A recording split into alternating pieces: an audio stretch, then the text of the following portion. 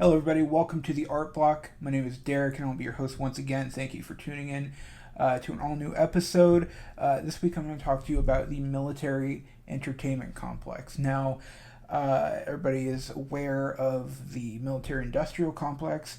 This is something I think is far less known about and far less talked about for sure.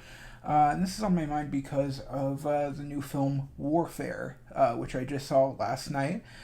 Which is, in my opinion, a great movie. It is co-directed by Alex Garland and Ray Mendoza, who is a actual Iraq War veteran. He was in Civil War, Alex Garland's film from last year, and I am a big fan of Alex Garland. I have loved virtually everything he's put out there. Civil War is frankly it's one of my favorite movies. I saw that film in theaters 4 times last year. I love that movie, and so I was very excited for this one. And it really didn't disappoint. It's a very different kind of movie, and I think it is the perfect message against going to war. The perfect message of why war is futile in so many ways, how it never really accomplishes what it is setting out to do or what we're told it is meant to do. And I noticed when the trailer first came out online, people were saying, this looks like more pro war propaganda and, justifying the Iraq war for certain. And I just could not find any ounce of that in the actual movie. What the movie actually did for me was make me wish for a curse upon anybody who advocated for or voted for the Iraq War. But the story behind how the U.S. military and the Department of Defense interacts with Hollywood so closely, going as far as to fund and approve the scripts for major Hollywood movies. And that's not even the movies that are specifically about war or about the military. Of course, there's plenty of those, but there's superhero movies and even comedies that relate to the military in some way. And those films are heavily vetted by the U.S. military. Now, there's hundreds of films, hundreds of TV shows in the past, few decades that have been directly worked on by those in the Department of Defense. Iron Man, which is a film that I never liked. It is a film that is explicitly portraying the hero as somebody who is a billionaire from manufacturing deadly weapons. And, there's been a lot of talk online about how the Marvel Cinematic Universe is directly, pro-war propaganda, and it's not hard to see why. When the head of this whole cinematic universe, the hero, is somebody who is directly profiting from constant war. Man of Steel, which is a movie I like, is directly painting a pro-war or pro-U.S. military message. In fact, the line where he says, "I'm here to help, but I have to do it on my own terms," I think that's a pretty favorable message of the U.S. military. Transformers, of course, is a movie that isn't even directly about war. It's a sci-fi action movie about sentient robots from another planet, but it uses the equipment of the military. It uses the planes and the bombs and any sort of government or military technology, and all of that had to go through the Department of Defense. It had to be approved by the military itself.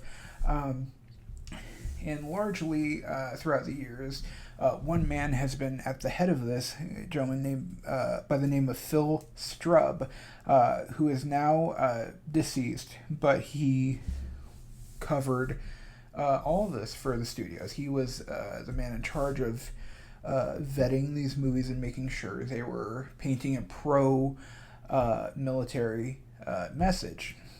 He described this rather as mutual exploitation. The military is exploiting the filmmakers so that they can push out a pro-military message or a favorable depiction of the military, and Hollywood needed to exploit the military for the equipment, for the weapons, for the branding of the military, for it to be authentic. And he worked on so many movies for the James Bond films. He worked on Godzilla in 2014. That film had a negative military character who was not at all likable or favorable, and had that character change to a much more positive kind of family man who is much more likable. In Jurassic Park 3, he suggested to the filmmakers that the film end with the characters being saved by the U.S. military, which, as many have already said, that ending kind of comes out of nowhere, and it's really kind of jarring.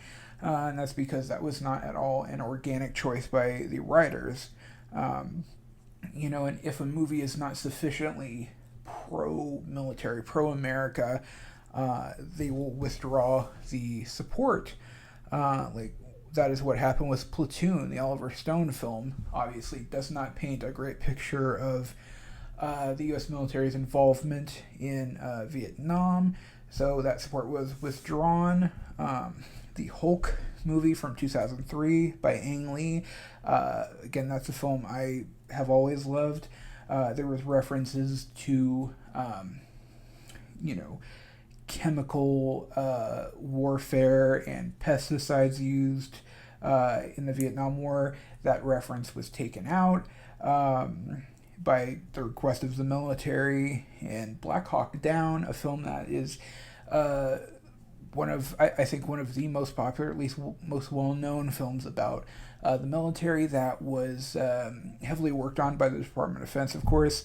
And the main character in the film, the hero of the story, is modeled after a real person, and the last name changed because the real person that the character is modeled after was convicted of child rape.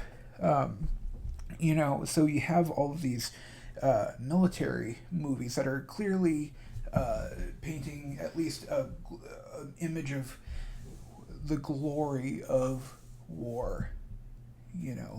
Whether the war itself is positive and great, it's showing that what the military accomplishes is something to be admired and respected. But in recent years, the Department of Defense has been collaborating mostly on superhero movies. Of course, I mentioned Iron Man earlier, Man of Steel.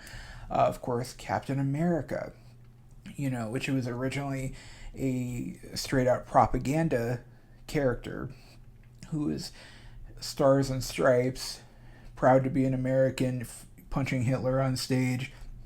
And nowadays, audiences are much more savvy. They're not going to go for something that is that blunt and out in the open, so they need something that is more subtle in some ways.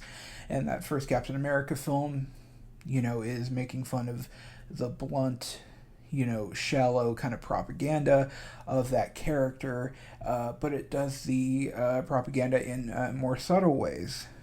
Captain Marvel, again, another film that I like, is something that is explicitly painting a very strong image of the U.S. military. I mean, the main character is in the Air Force, for God's sakes. Of course it is. But with the Captain Marvel, they had an actual U.S. Army enrollment campaign. The same thing for one of the X-Men films.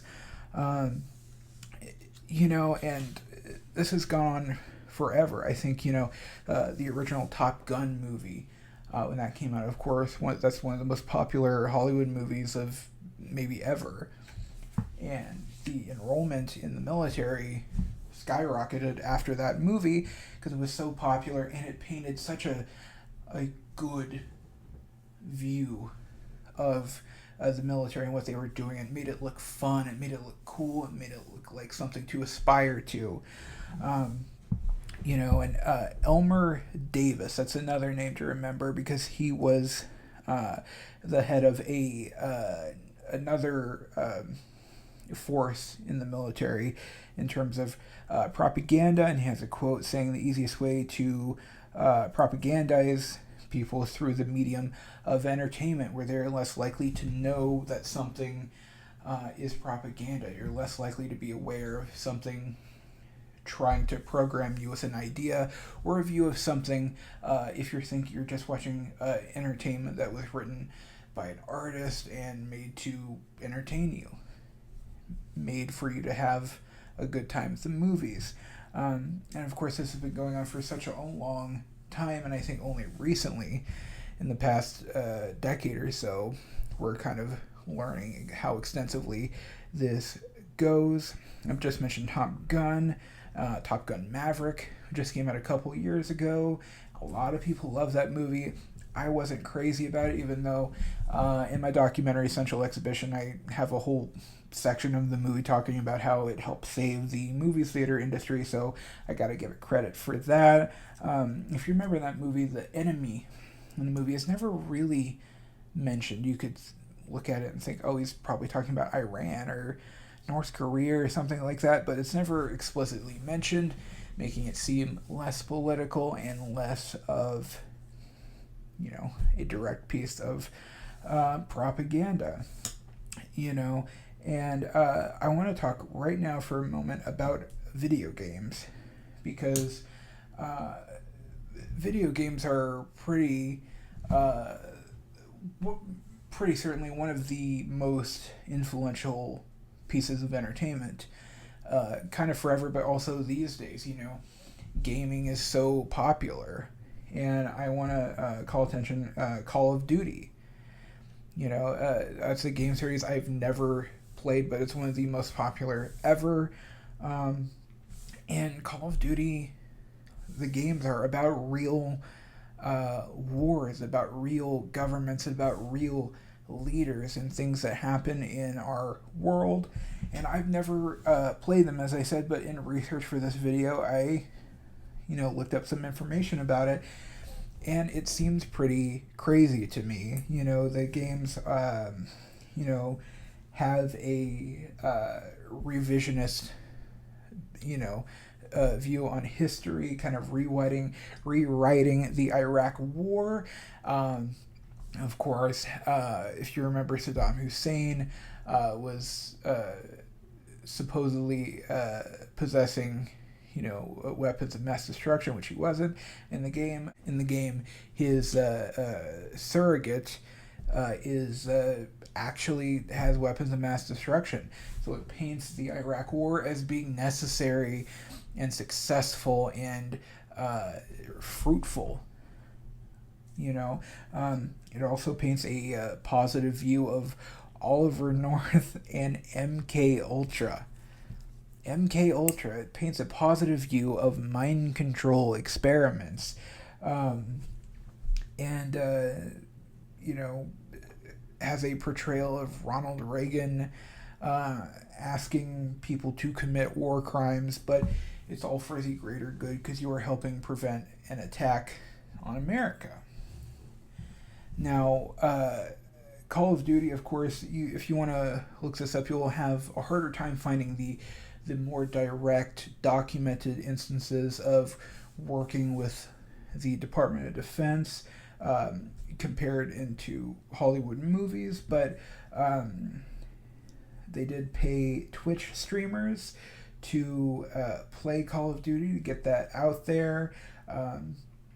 The developers of the game worked closely with the Department of Defense as well, and of course you can say that was for authenticity, but when it's a hugely popular video game, millions of people play it worldwide, they love it, they're huge fans and can't wait for the next installment, that is a great way to influence people for the government to be able to push a message out there, you know.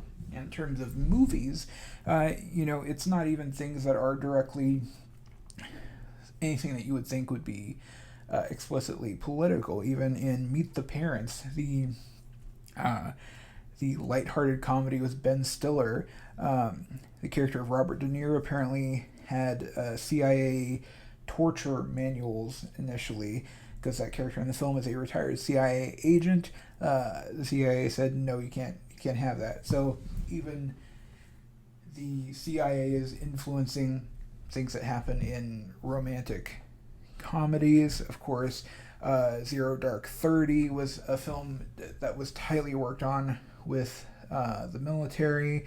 And going back to video games, when the first Doom game came out, that was enormously popular, and the military noticed how popular it was being and used that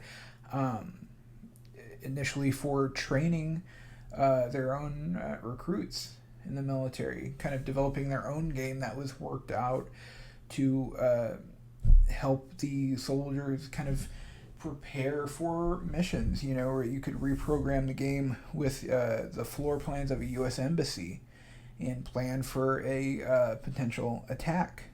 You can even go back to Dr. Zhivago, a book that was written by Boris Pasternak, which was explicitly against the Soviet Union. It had a specific message of against the government of the Soviet Union, so much so that it was airdropped into Soviet Russia, printed in Russian to get into the hands of the citizens. And of course that book was made into a movie which won 5 Oscars, directed by David Lean. And we have to think about this when we're going to the movies, when we're watching TV, and yes, when we're playing video games.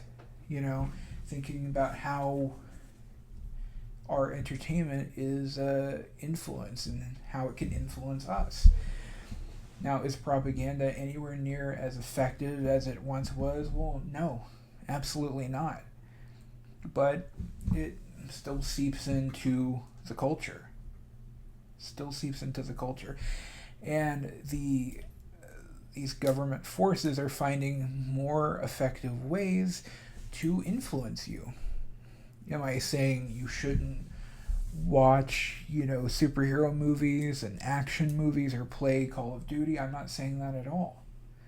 But I am saying be careful, because when the government spends a lot of money on something, they're not doing that for no reason. And I think that when we use the word propaganda, that can be kind of tricky. One of my favorite quotes of all time, I used to put this in my bio, is from Upton Sinclair, who is a legendary writer. I'm most known for writing the book Oil, which served as the inspiration for There Will Be Blood, one of the greatest films maybe ever. And the quote is, "All art is propaganda." Sometimes subconsciously, but often deliberately propaganda. I think that's the full quote. And I think that's true when you are watching a movie or watching a TV show, playing a game, listening to a song, reading a book, whatever it may be, even a comedy routine. You are listening to the artist, espouse their own view of the world, of how society is or how society should be, his view of governments, of people, and of how the world works. And propaganda, I think, is not necessarily a bad or immoral thing. If you make any kind of art where you're expressing your feelings about anything, that is propaganda. But when you have a third party, like the Department of Defense or the military coming in and forcing you to change the script, that is when it gets kind of dangerous, when the artist does not have the full control of what they are saying to you. You know, you look back at all of these instances here of movies over the past, 100 years, really, that have been directly influenced by the U.S. military. Have you personally ever been affected, your view of the world, by a movie? I mean, I have in some ways. I don't know if I have.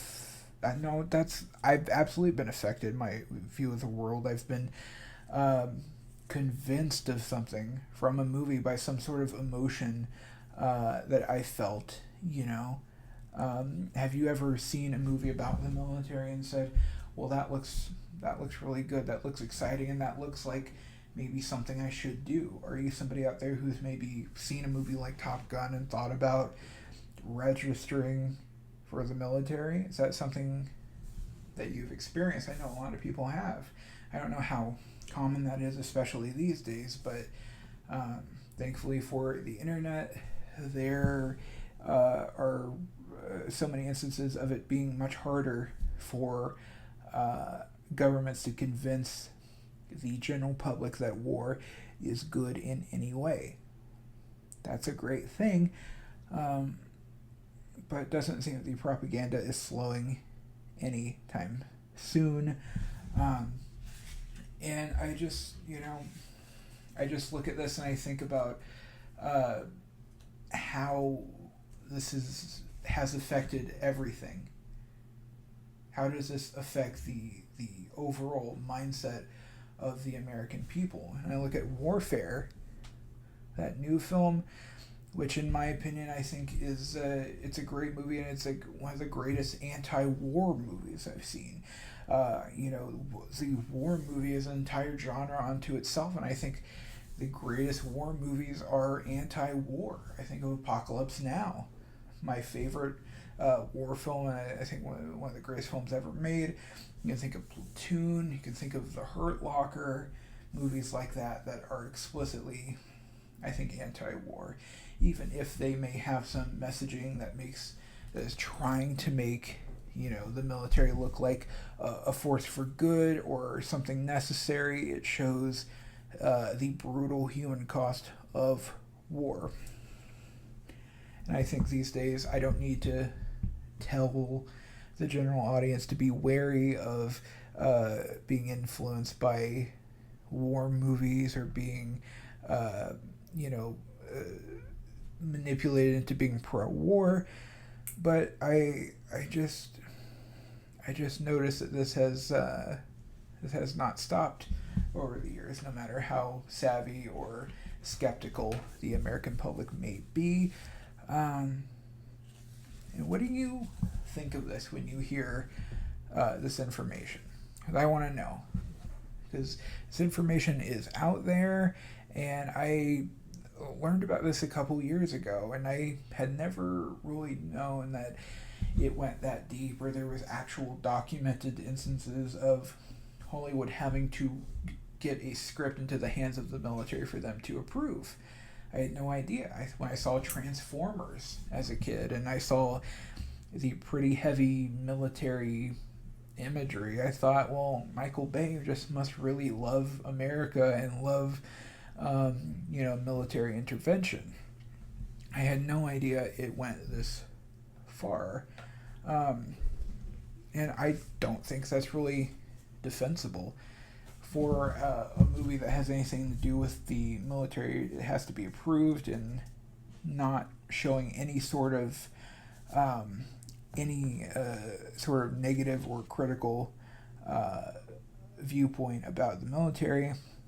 I think that is obviously wrong, and goes against everything I kind of believe as an artist. And I think no matter what your political leanings may be or what you think about the military or war in general, it's just very dishonest. You know, None of these movies I mentioned here have anything to come up on the screen and say this was brought to you by the U.S. government. This was brought to you by the U.S. Army. where this has been approved by the Department of Defense, this has been funded by the Pentagon, even though many of them are. Like Iron Man was directly got some of its funding from the Pentagon. But I certainly didn't know that until, well, frankly, tonight when I was doing research for this video. That's when I found out about that. And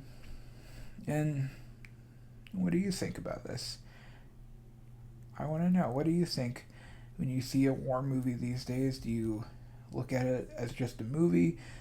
Or do you have that sense in the back of your head that you're being sold something? You know? Because I think in terms of Hollywood and movies and this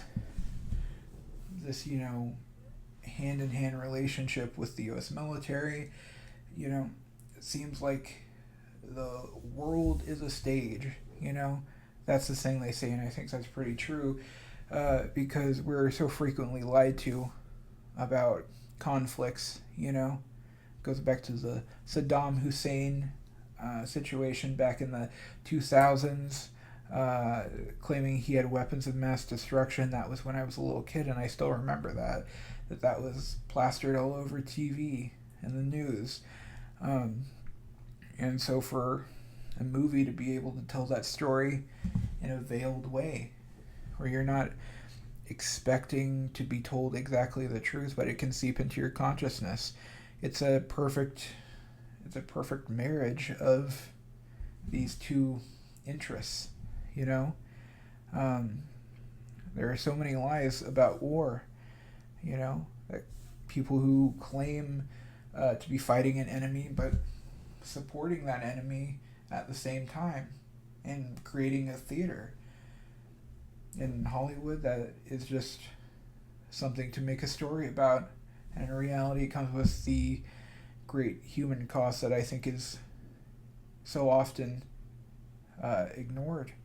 It's not ignored so much anymore if you're paying attention, but in the past it has been, and the people who are running for office advocating for more war, they like to push that behind the curtain and want you to believe in the classical idea of the glory and accomplishment that war can bring. And I think, to bring it back to Warfare, I think that film is so great because it shows everything for the reality that it is. That it comes at great cost for the soldiers and for the civilians who are needlessly and wrongfully caught up in this. And majority of them are casualties. And for what purpose? It doesn't seem like anything good has happened in any war in recent memory. Now, with Warfare, did they have to work with the U.S. government? I don't see how they didn't. They're seeming to be shooting the film on location somewhere in the Middle East. They had real weapons, it seemed like, and accurate uniforms. I've heard from many people online who have been in the military. It seems very accurate on all fronts, but at least it is showing the message of what the veterans go through, and I think that's what everybody needs to see. I mentioned how much I love the film Civil War, and Alex Garland making two films back to back about war and showing the brutality and the needlessness of it. I think that's very important, and I think that the old tactics aren't working anymore, so they're gonna try to find some way to make it even more subtle, so that you don't realize what you are being sold or when you are being sold that thing. That's all I have to say. I would very much appreciate your feedback, because I just want to know what everybody thinks about this. I want to know. It's a fascinating topic.